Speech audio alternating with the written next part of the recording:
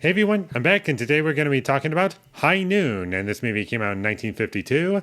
It was a movie that was nominated for Best Picture at the time at the 1953 Oscars.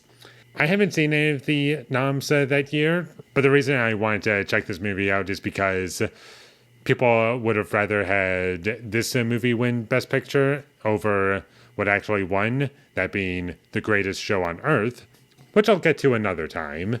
But as is, High Noon, I thoroughly enjoyed for the most part. I thought the movie looked nice. There were some really smooth camera movements in this film that I liked, and overall, the visual presentation it kept me going throughout this movie, and I liked how things were being set up in the beginning, and I do think the concept of this movie is pretty neat. Just have the whole movie just be one big setup for what's eventually going to be a shootout.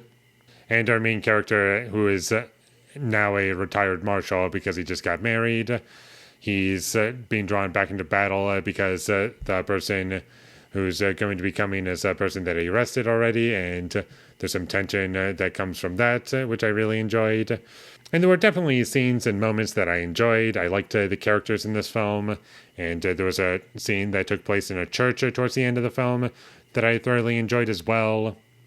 And I did like how this movie presented the antagonist characters as a threat in the beginning, because the way that they were shown and the way things were presented in the beginning, it really does a good job at grabbing your attention.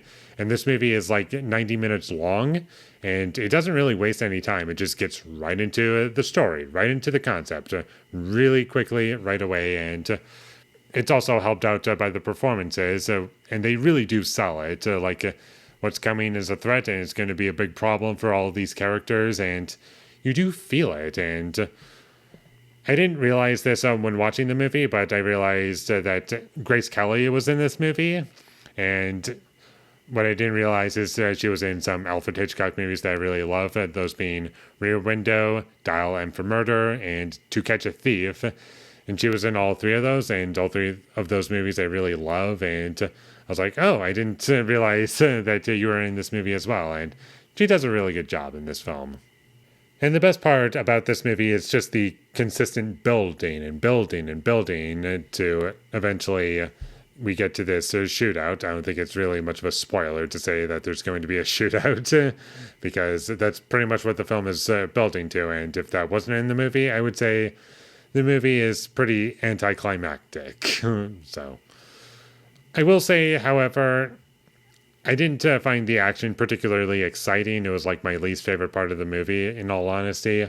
I just found the dialogue scenes in the first half of the movie to be much more entertaining and overall engaging than the actual action in the movie. Not that it was bad, it was just less interesting to me. And in the second half, also, I did find the movie to be getting somewhat repetitive, where it was just the same information over and over again. And I also wasn't really big on the music in this movie. I just didn't feel as though it added much. Like, if it was taken out of the movie, I think it would have helped the movie a lot more.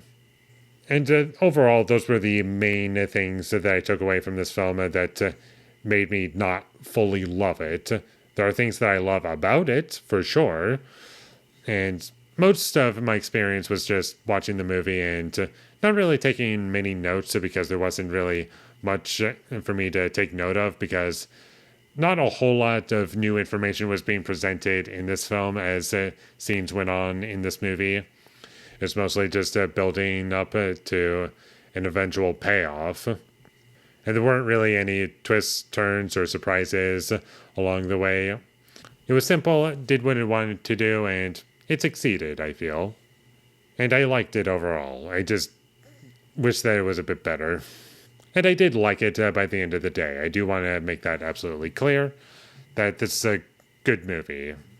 And I would recommend that you check this movie out because I think it is a good movie. So, with all that being said, I'm going to give High Noon a 7 out of 10. Thank you for watching my videos as always. If you enjoyed this review, be sure to leave a like and comment down below your thought of High Noon, and my social media links, they will all be in the description, so follow me there.